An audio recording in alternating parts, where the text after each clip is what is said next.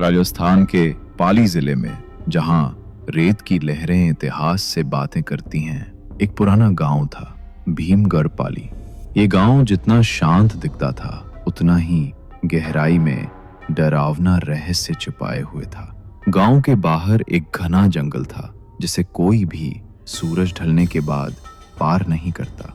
उस जंगल के बीचों बीच एक पुराना खंडहर था, जिसे रुद्र महल कहा जाता था। मोंटी, ध्रुव और नीला तीनों कॉलेज के दोस्त थे। गर्मियों की छुट्टियों में तीनों पाली घूमने आए। मोंटी का दादा इसी गांव में रहते थे और उन्हें कई कहानियां सुना चुके थे, रुद्र महल की, वहां की चुप्पी की और उस चुप्पी में छिपी चिल्लाहटों की। रात को वहां मत जाना, दादाजी ने चेतावनी दी थी। उस महल में कोई है, कोई जो अब इंसानों में नहीं आता। लेकिन तीनों दोस्त एडवेंचर के शौकीन थे। उन्होंने तय कर लिया कि एक रात रुद्र महल के रहस्य को जानकर रहेंगे। अगली रात तीनों टॉर्च और कैमरा लेकर निकल पड़े। रास्ता सुनसान था, पेड़ों की शाखाएं ऐसे हिल रही थी मानो फुसफुसा रही हों। ध्रुव को पहली बार लगा कि ये मजाक नहीं, कुछ अजीब है यहाँ, हमें वापस चलना चाहिए। मोंटी ने कहा, अब आए हैं तो देख ही लेते हैं, और आगे बढ़ गया।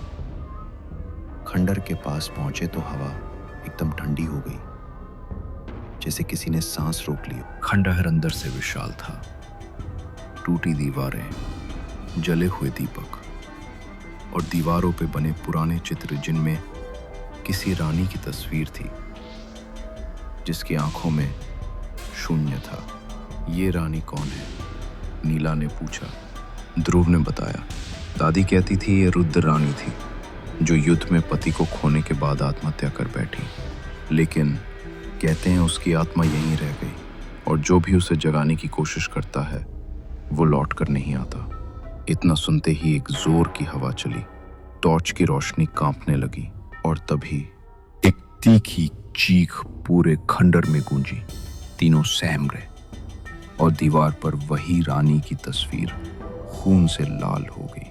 नीला ने देखा, तस्वीर की आंखें अब उनकी ओर देख रही थी। ध्रुव को लगा किसी ने उसका हाथ पकड़ लिया। पीछे देखा तो कोई नहीं था। यहाँ कुछ है, हमें जाना चाहिए, उसने कहा। लेकिन दरवाजा बंद हो चुका था। चारों ओर से धुंध छा गई थी। फिर अचानक एक महिला की साड़ी हवा में लहराती दिखी। उसकी आंखें काली थी, बाल बिखरे, और चेहरा इंसानी नहीं था। तुमने मुझे क्यों जगाया? वो चीखी। तीनों कांपते हुए पीछे हटे। हमें माफ कर दो, नीला ने रोते हुए कहा। हम सिर्फ जानना चाहते थे। जानने की कीमत चुकानी पड़ती है। और चुड़ैल जमीन से उठने लगी। चुड़ैल ने मोंटी की ओर बढ़ना शुरू किया। तभी ध्रुव उसके सामने आ गया। भागो तुम लोग, वो चिल्लाया। चुड़ैल ने ध्रुव की ओर हाथ बढ़ाया, और उसकी आंखें सफेद हो गई। ध्रुव जमीन पर गिर पड़ा, बेहोश या शायद मर चुका था। मोंटी और नीला किसी तरह खिड़की तोड़कर बाहर निकले। जंगल भागते समय नीला ने पीछे मुड़कर देखा। खंडर में रानी की आत्मा फिर से अपनी तस्वीर में समा गई। सुबह गांव के लोग खंडर पहुंचे। पुलिस को बुलाया गया। वहां ध्रुव का शव मिला, लेकिन उसकी आंखें खुली थीं और उनमें डर जम चुका था। नीला और मोंटी गांव छोड़ के वापस शहर चले गए, लेकिन वो रात उनकी जिंदगी का हिस्सा बन चुकी थी।